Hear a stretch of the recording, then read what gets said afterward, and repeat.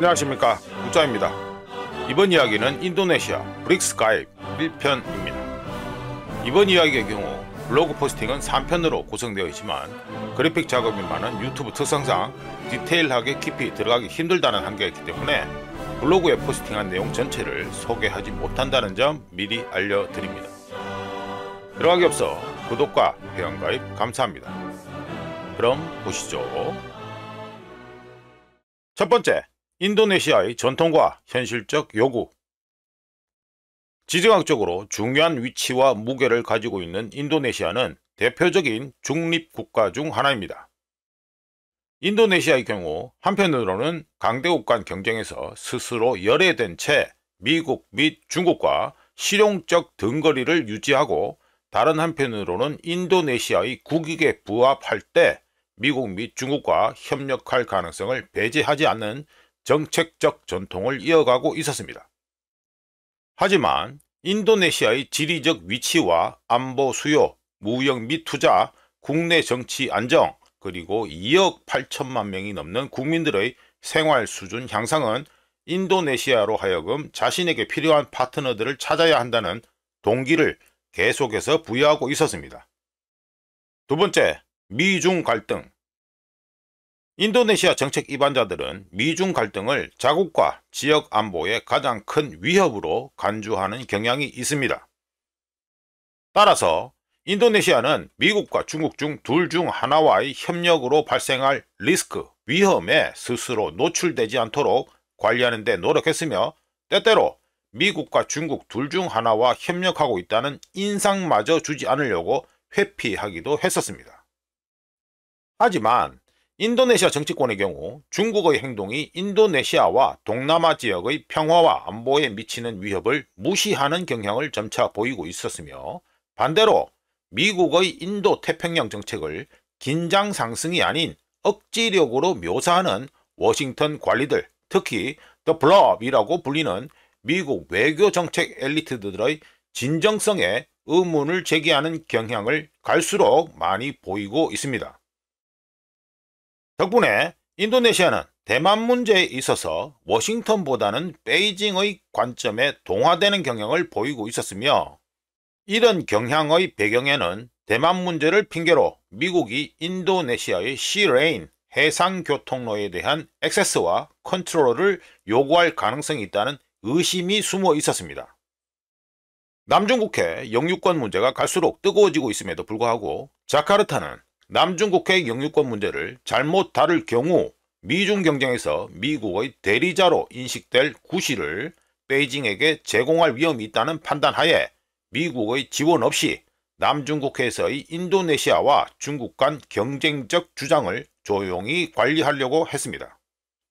물론 자카르타가 대만 문제에 있어서 베이징의 관점에 동화되는 모습을 보인다고 하더라도 인도네시아 영토 보전마저 베이징의 관점에 동화된 것은 아니어서 인도네시아군은 지난 2016년과 2019년에 중국 해안경비대와 대치했을 때 무력을 과시하면서 대응한 바 있습니다.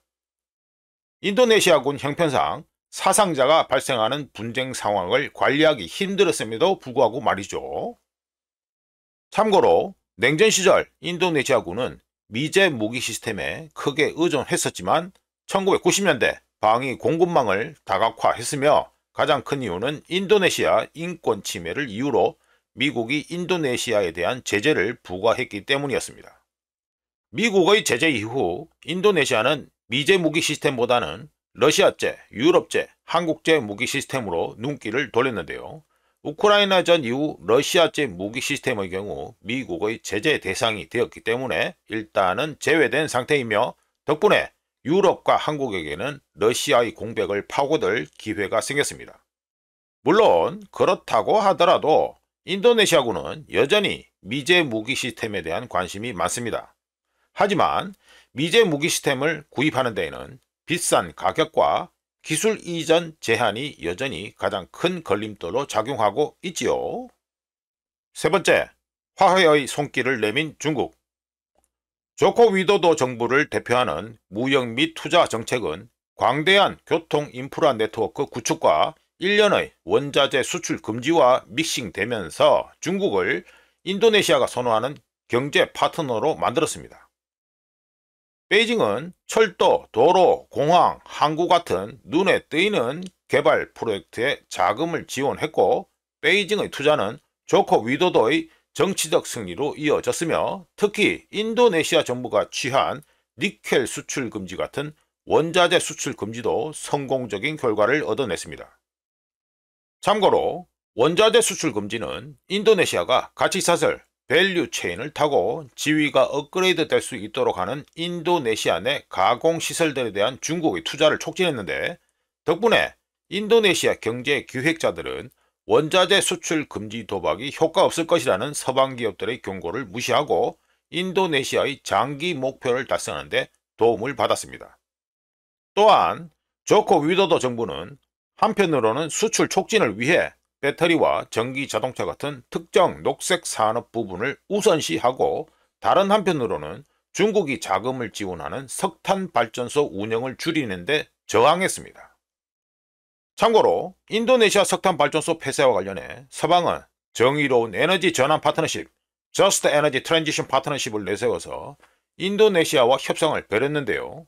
서방의 노력에도 불구하고 인도네시아 경제의 탈탄소화를 실제로 모니터링하고 실행하는 것은 거의 불가능했으며, 에너지 전환 파트너십에 동참한 미국과 유럽 기부자들과 인도네시아 간 마찰이 일어날 가능성은 농후했습니다.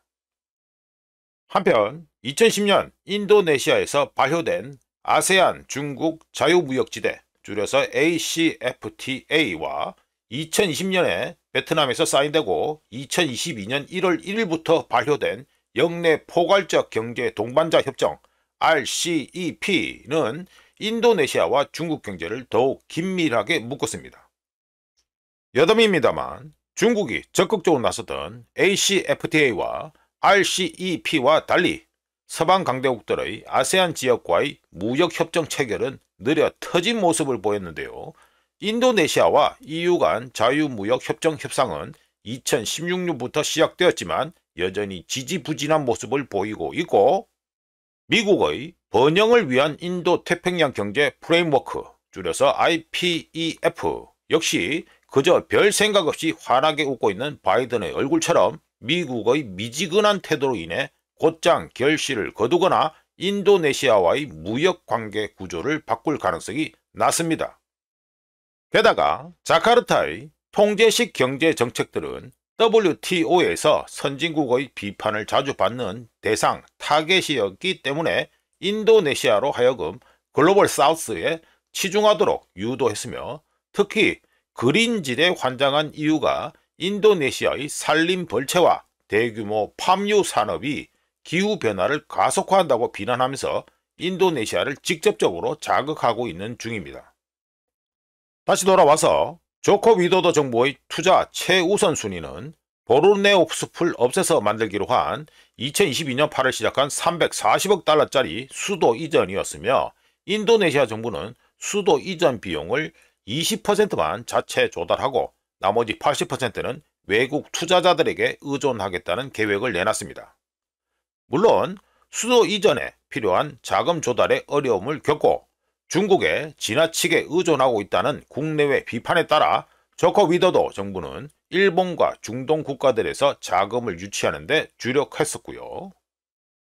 하지만 자금 조달이 여의치 않을 경우 인도네시아는 베이징에 의존할 가능성이 있으며, 그럴 경우 인도네시아의 지정학적 입장에 중대한 영향을 미칠 것으로 충분히 예상되었습니다.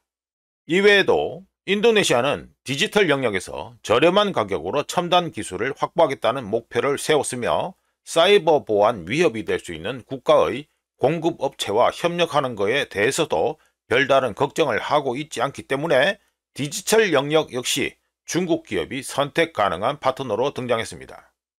참고로 인도네시아 정부는 디지털 부분에서 중국과 협력함에 따라 발생한 위험은 무시하고, 반대로 에드워드 스노든이 2017년에 리크한 세계적 감시망의 폭로를 인용해 인도네시아를 감시하는 국가가 중국만은 아니다라고 주장합니다. 네 번째, 서방에 대한 인도네시아의 경계.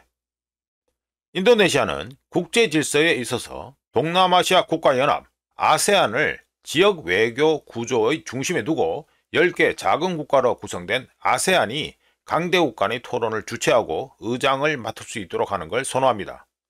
따라서 인도네시아와 아세안 국가들은 아세안의 영향력을 약화시킬 수 있는 어떤 이니셔티브도 경계하고 있는데요. 아세안의 영향력을 약화시킬 수 있는 이니셔티브로 지목되는, 다르게 말씀드리면 아세안 국가들이 포함되지 않은 상태에서 동남아시아의 미래에 대한 토론이 이뤄지는 포럼으로 인식되는 쿼드를 인도네시아와 아세안 국가들은 경계하고 있습니다. 중간 마무리를 해보면 인도네시아는 세계에서 4번째로 인구가 많은 민주주의 국가지만 서방 강대국보다는 글로벌 사우스 국가들과 더 긴밀하게 연결되고 자신을 글로벌 사우스와 동일시하는 경향을 보입니다. 관련해서 조코 위도도 정부는 인도네시아 국회와 함께 언론의 자유를 제한하는 법률을 통과시키면서 인도네시아를 점점 더 비자유주의적 사회로 몰고 가고 있다는 비난을 서방으로부터 받았으며, 인도네시아 경찰은 법률을 앞세워 정치적 이슬람을 내세우는 대중운동가들을 기소하고 투옥하기도 했습니다. 하지만 서방의 비판에 대한 인도네시아의 반응은 인도네시아 역사와 지리의 영향에 근거한 것인데요. 인도네시아는 1602년부터 네덜란드 동인도 회사가 인도네시아 영토 확장에 나서고 2차 세계대전이 벌어지던 1940년대 초 일본이 네덜란드를 쫓아낼 때까지 300년이 넘는 기간 동안 네덜란드 식민 지배를 견뎌내야 했으며, 많은 섬으로 이루어진 군도 국가인 까닭에 인도네시아 지도자들은 강대국들이 자신들의 섬을 분할하고 자원을 강탈해 갈까봐 계속해서 걱정했었습니다. 참고로 냉전 초기 미국을 포함한 서방 국가들은 소련과의 이념적 경쟁 속에서 유명한 도미노 이론, 다른 말로는 핑계 하에서 자원이 풍부한 동남아시아 지역의 분리주의 반란을 조장 및 시도하면서 인도네시아의 두려움에 확신을 준 바 있습니다. 그 결과 인도네시아에게 영토 보존에 대한 민감성을 지속적으로 유지하도록 강제했으며 서방의 동기에 대한 의심이 창조되었는데요. 특히 서방이 민주주의와 인권을 언급할 때마다 인도네시아는 자신의 역사적 상처가 계속해서 들쑤시는 듯한 감정을 느꼈습니다. 여기까지 해서 인도네시아 브릭스 가이드 1편을 마무리하고 2편에서 이어가도록 하겠습니다. 구독과 회원가입 항상 감사합니다. 이어지는 이야기에서 찾아뵙겠습니다.